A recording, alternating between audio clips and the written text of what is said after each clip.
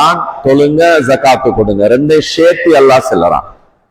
அதனாலதான் ஒரு கட்டத்தில் ரசூல் ஸல்லல்லாஹு அலைஹி வஸல்லம் அவர்களுடைய வஃபாத்துக்கு பின்னால், அவர்களுடைய மறைவுக்கு பின்னால் சில மனிதர்கள் சொன்னாங்க ஜகாத்தை தர முடியாது, ஜகாத்து தர முடியாது என்று சில மனிதர்கள் ஏழாண்டு சொன்னாங்க.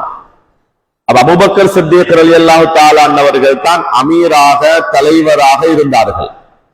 அவங்க சொன்னாங்க என்ன தெரியுமா? வல்லாஹி லவ் மனஊனி இகால பஈரின் லகாத்தல்துஹும். ஒரு ஒட்டக கட்டுகிற கவுரு அவ்வளவு பெருமதியானதல்ல, ஒரு ஒட்டகம் கட்டுகிற கவுரளவாவது ஜகாத்தை யாராவது தர ஏழாண்டு சொன்னா யுத்தம் செய்வேன். அபூபக்கர் சித்திக் ரலியல்லாஹு காபிர்களோட யுத்தம் செய்யற மாதிரி சொல்லுறாங்க. ஜகாத்தை யாராவது தர ஏழாண்டு யாராவது சொன்னா எவ்வளோ பெரிய கணக்கல்ல, பெரிய அமௌண்ட் அல்ல, ஒட்டகம் கட்டுகிற கவுரு. இப்ப இந்த காலத்துல சொன்னா 200 300 தான் வரும்.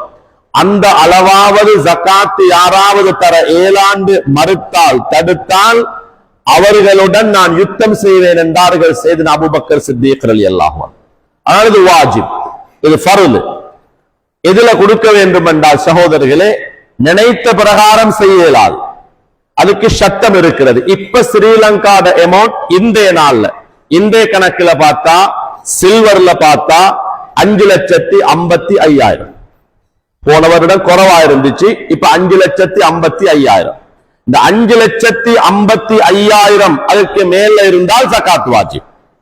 எங்ககிட்ட சல்லி டிபாசிட் இருக்கும். ஜகாத் எதுல பாக்குறது? வியாபார சாமான்கள்ல பாக்குற. அதுபோன்று உணவாக உட்கொள்ளப்படக்கூடிய நெல்லு, அதுபோன்று கோதுமை, சோளகம், பயறு, கௌஃபி, இது சில ஏரியாக்கள் இருக்கிறது, அவர்கள் அதுல பார்க்கணும். சிலவோட பிரச்சனைக்கு என்ன தெரியுமா? இந்த பாவிக்கிற நகை, அது பெரிய ஒரு பிரச்சனை. அது இந்த பாவிக்கிற வீட்டுல பொம்புல பாவிக்கிற ஜுவல்லரி, அதுக்கும் ஜகாத்து வாஜிப் என்று சில ஃபத்வாக்கள் கொடுக்கிறாங்க. அது ஹதீஸ் ஒன்று இருக்கிறது. எப்படி என்றால், ரசூல் ஸல்லல்லாஹு அலைஹி வஸல்லம் அவங்கள்ட்ட ஒரு பொம்புல வாரா, அவட கையில ஒரு பெரிய ஒரு காப்பு இருந்துச்சு, பெரிய ஒரு காப்ப கையில போட்டு வாரா. நபிகள் நாயகம் ஸல்லல்லாஹு அலைஹி வஸல்லம் அவர்கள் அதுக்கு ஜகாத்தை கொடுக்க சொன்னார்கள். அதை வைத்துக் கொண்டு 12.5 பவுன் இருந்தால் ஜகாத் வாஜிப் என்று ஃபத்வாக்கள் இருக்கிறது. அப்படி அல்ல, 12.5 பவுன் இருந்தால் ஜகாத் வாஜிப் என்று இல்ல.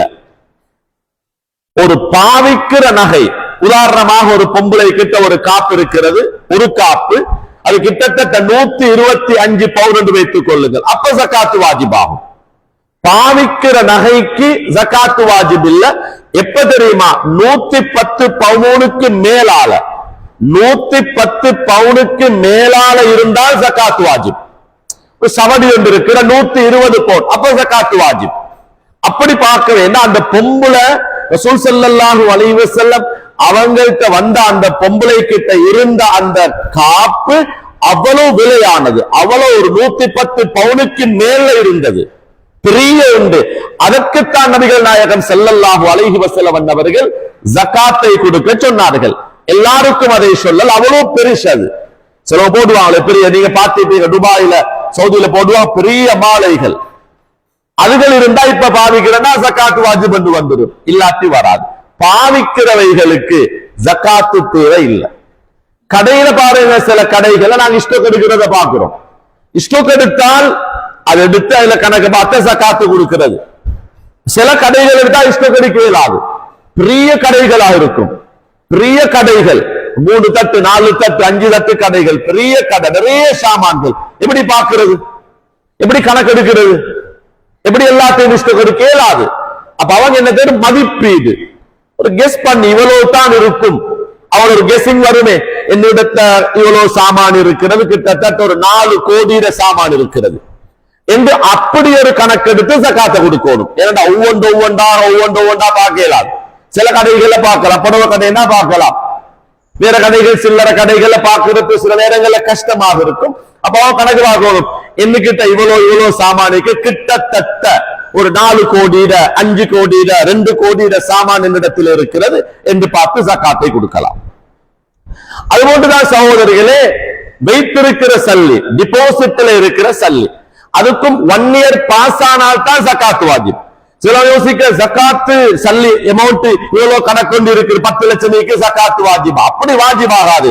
டிபாசிட் பண்ணி வச்சு 1 இயர் பாஸ் ஆனால் தான் ஜகாத்து வாஜிப். சில யோசிக்க அப்ப குடுக்கலவா, முன்கூட்டியும் கொடுக்கலாம், பிரச்சனை இல்ல.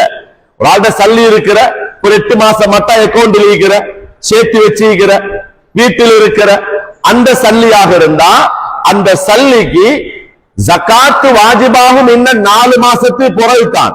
இப்ப அந்த ஜகாத்தை கொடுக்கலும், பிரச்சனை இல்லை. இப்ப அந்த ஜகாத்தை கொடுக்கலாம். சல்லி இருக்கிறது, வார கிழமை தான் அதுக்கு 1 இயர் பாஸ் ஆகுது, இந்த கிழமை செலவழிஞ்சிட்டு, அப்ப ஜகாத் இல்ல. அல்லாஹ் அவ்வளவு கஷ்டப்படுத்தல, அல்லாஹ் அவ்வளவு கஷ்டப்படுத்தல. அப்ப ஜகாத்து கொடுக்கொண்டு யாருக்கு? இலங்கை பொறுத்தவரையில் 4 கூட்டத்தார்கள் இருக்கிறாங்க. ஒன்று மிஸ்கீன்கள், ஃபுகராக்கள், கடன்காரர்கள், இஸ்லாத்துக்கு வந்தவர்கள். ஃபுகராக்கள் என்றா அறவே ஒன்றும் இல்லாதவர்கள், அறவே ஒன்றும் இல்லை என்றா அவனுக்கு ஜொப்பு ஒன்றுமே இல்லை, அவங்க ஃபுகராக்கள் என்று சொல்லு. இன்னொன்றுக்கு மிஸ்கீன்கள், மிஸ்கீன்கள் என்றா அவங்க ஒரு சமாளிச்சு வாழுற, கையில செலவுக்கு ஒரு நாளைக்கு 2000 ரூபாய் தேவை, ஒரு 1500 ரூபாய் கிடைக்குது, அதை வச்சு அவங்க சமாளிச்சு வாழுற, அவங்களை சொல்லு மிஸ்கீன்கள் என்று சொல்ற. இன்னொன்றுக்கு அடுத்து கடன்காரர்கள், இஸ்லாத்துக்கு புதுசாக வந்தவர்கள். இப்படி கொடுக்கணும். ஒரு கூட்டத்தில குறைஞ்சது 3 பேருக்காவது கொடுக்கிற வாஜிப் இல்ல, சுன்னத்து. நாங்க ஒரு சல்லி எடுத்து ஒரு மிஸ்கீனு கொடுத்தாலும் பிரச்சனை இல்லை. சல்லி எடுத்தோம், 4ஆ பிரிச்சாச்சு, 4ஆக அதை டிவைட் பண்ணி ஒரு மிஸ்கீனை பார்த்து கொடுத்துட்டோம், அதுல பிரச்சனை இல்லை. ஆனா 3 பேருக்கு குறைஞ்சது கொடுக்கிறது சுன்னத்தாக்கப்பட்ட விடயம். கொடுக்கிற நேரத்துல நாங்க நியத்து வைத்து கொடுக்க வேண்டும். என்னுடைய ஜகாத்தை நான் நிறைவேற்றுகிறேன். தொழுகைக்கு நியத்து வாஜிபு, நோன்புக்கு நியத்து வாஜிபு, ஹஜ்ஜுக்கு நியத்து வாஜிபு, உம்ராவுக்கு நியத்து வாஜிபு, ஜகாத்துக்கும் நியத்து வாஜிப். அப்ப நியத்து வைத்து கொடுக்கிறது. ஜகாத்தும் சதகாவும் அது நன்மை நாடி நியத்து வைத்து கொடுக்கிறது தான் அந்த ரெண்டும். மார்க்கத்துல 3 இருக்குது, ஜகாத்து, சதகா, ஹதியா. ஜகாத்தும் சதகாவும், நாங்க சதகாண்டா என்ன தான தர்மம் கொடுக்கிறோம் என்று சொல்றோமே, சதகா கொடுக்கிற சுன்னத்தான சதகாக்கள் நியத்து வைத்து கொடுக்கிற, நான் சதகாவாக கொடுக்கிறேன், அதுக்கு நன்மை இருக்கிறது. ஜகாத்தை கொடுக்கிற நேரத்திலும் என்னுடைய பணத்தின் ஜகாத்தை நான் கொடுக்கிறேன், நிறைவேற்றுகிறேன், நியத்து வச்சு கொடுக்கிறது. ஹதியாண்டா என்ன தெரியுமா? அது சும்மா கிஃப்டாக கொடுக்கிறது. ரசூல் ஸல்லல்லாஹு அலைஹி வஸல்லம் அவர்களுக்கு சதகா கூடாது, அவர்களுக்கும் அவர்களது குடும்பத்தார்களுக்கும் ஜகாத்தும் சதகாவும் ஹராம், கூடாது, எடுக்க மாட்டாங்க. மௌலானாமார்கள் சாதாத்துமார்கள் ஜகாத் எடுக்கிறதில்லை, சதகா எடுக்கிறதும் இல்லை. அவர்களுக்கு கொடுக்க வேண்டியது ஹதியாக்கள், நன்மையை நாடாமல் சும்மா கொடுக்கிறது.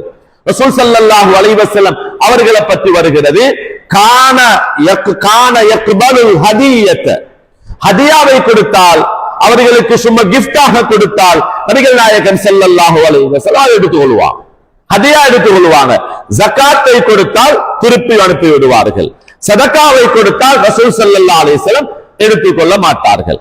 அப்ப கொடுக்க வேண்டியது எப்படி? கடையாக இருந்தால் சிலவங்க கடையில் இருக்கக்கூடிய சாமானை கணக்க பார்த்து அந்த அமௌண்ட் ஜகாத்துடைய அமௌண்ட் வந்து ஒருத்தர் கணக்கு பார்த்தாரு, 10 லட்சத்துல சாமானிக்கிறா அப்ப ஜகாத் வாஜிப். சிலவன கடை சின்ன கடையா இருக்கும், கடையில முழு கடையை நிஷ்டோக்கு எடுத்துட்டா சாமானுக்கு பெருமதி இருக்கிற 5 லட்சம் தான், அப்ப ஜகாத் வாஜிப் இல்ல.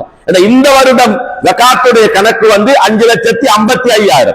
இப்ப சில்வர் விலை இன்றைக்கு பார்த்தா 5,55,000 தானே. அப்ப 5 லட்சம் தான் இருக்குதுன்னா ஜகாத் வாஜிப் இல்ல, 5 லட்சம் எப்ப ஜகாத் வாஜிப் இல்ல. அப்ப எடுத்து கடையில் இருக்கக்கூடிய சாமானுக்கு சல்லிய கணக்க பார்த்து சல்லிக்கு சாமான் வாங்கி கொடுக்கலாம். சில அப்படி செய்யறது, அந்த சாமான் எடுத்து கொடுக்கிற, சாமான் அல்ல சல்லியத்தான் கொடுக்கும். அவன் யோசிக்கிற, அவன் நாங்க கொடுத்தா என்ன சல்லி என்ன செய்வானோ தெரியாது, அதுல எங்களுக்கு வேறு இல்லை. அவன் என்ன செஞ்சாலும் நாங்க அல்லாத பொறுப்பு இல்லை. அதுக்கு எங்கட வேல் என்ன தெரியுமா? இஸ்லாம் சொல்லி இருக்கிறது, வியாபார பொருட்களா ஒரு கையில் உள்ள டிபாசிட்ல உள்ள சல்லியா, அந்த சல்லிக்கு சல்லிய கொடுங்க, சல்லிக்கு சல்லிய கொடுங்க, அதைத்தான் இஸ்லாம் சொல்லுகிறது. ஆனா இந்த ஜகாத் இருக்கிற சகோதரர்களே, தேவையானவர்களை பார்த்து சரியான முறையில் கொடுக்க வேண்டும். சில நேரங்கள் நாம பார்க்கிறோம், சிலவு ஜகாத்த மதரசாக்களுக்கு கொடுத்துடுவாங்க, மதரசாக்களுக்கோ பள்ளிவாசல்களுக்கோ ஜகாத்து கொடுக்கலாம். காவிர்களுக்கு ஜக்காத்தை கொடுக்க இயலாது. 4 மதுஹபுடைய ஃபத்வா அதுதான். காவிர்களுக்கு ஜக்காத்து கொடுக்க இயலாது. மதரசாக்கள், பள்ளிகள் அதற்கு ஜக்காத்து கொடுக்க இயலாது. ஜக்காத்தை கொடுக்கிறது யாருக்கு கொடுக்கணும் என்கிறதை அல்லாஹ் சொல்லி தருகிறான். அந்த கேட்டகரியில யார் இருக்கிறான் என்கிறதை அல்லாஹ் கட்டளையிட்டு இருக்கிறான். எனவே சகோதரர்களே, அல்லாஹு தஆலாவுடைய நல்லடியார்களே, அந்த அல்லாஹு தஆலா சொன்ன அந்த கூட்டத்தார்களை பார்த்து அந்த ஜக்காத்தை நாம் கொடுக்க வேண்டும். டைமுக்கு அதை கொடுத்துட வேண்டும். சிலவங்க அப்படி வச்சிருப்பாங்க, அப்படி வச்சிருக்கிற, அப்படி அல்ல, கணக்க பார்த்து நாங்க அவசரமான முறையில அதை ஒப்படைச்சிடணும். சிலவங்க யோசிக்க நாங்க எடுத்து வைப்போம், வந்து கேட்டா கொடுப்போம், அதுல பிரச்சனை இல்லை. அது எப்படி கொடுத்தாலும் சரி. நான் சொன்னேன், ஒரு மிஸ்கீன்கள் என்று சொன்னது 3 பேரை கொடுத்தாலும் சரி. 3 பேரை விட கூடுதலாக கொடுக்கும், இது பிரச்சனை இல்லை. 30 பேரை கொடுத்தோம், அதுல பிரச்சனை இல்லை, அதுல பிரச்சனை இல்லை. குறைஞ்சது 3 பேருக்காவது கொடுக்கிறது இஸ்லாம் சுன்னத்தாக்கி வைத்திருக்கிறது. சகோதரர்களே, அல்லாஹு தஆலாவுடைய நல்லடியார்களே, இன்னும் சில ஜகாத் இருக்கிறது.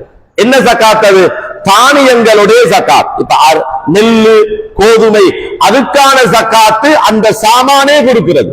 நெல்லண்டா அந்த நெல்லை கொடுக்கிறது, கோதுமைன்னா அந்த கோதுமையை கொடுக்கிறது, பயரண்டா அந்த பயரை கொடுக்கிறது, கௌஃபியன்னா அந்த கௌஃபிய. அந்த பிரதேசங்கள், அங்க வாழக்கூடிய மக்கள் அதை உணவாக எடுத்து வைப்பாங்க. இன்னும் சிலவர்களுக்கு வாகனத்துக்கு ஜகாத் இருக்குதா, வீட்டுக்கு ஜகாத் இருக்குதா? வாகனத்துக்கு ஜகாத் இல்ல, காணிக்கு ஜகாத் இல்ல. சிலவங்களுக்கு பில்டிங் இருக்கும், நிறைய வீடுகளை கட்டி ரெண்ட் கொடுத்திருப்பாங்க, வாகனத்தை ரெண்ட் கொடு, 10 வாகனம் நீக்கும், ஜகாத் வாஜிப் இல்ல. இஸ்லாம் அப்படியெல்லாம் செல்லல.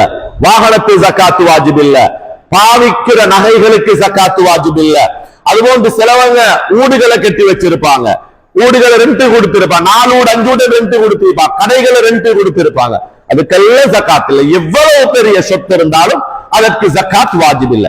இப்ப எங்கட இந்த ஏரியால ஜகாத் நாங்க பாக்குறோம்டா, டிபாசிட்டில் இருக்கிற சல்லிக்கும், பேங்க்ல இருக்கிற சல்லி அல்லது வீட்டில் இருக்கிற சல்லி, அடுத்தது வியாபார சாமான்.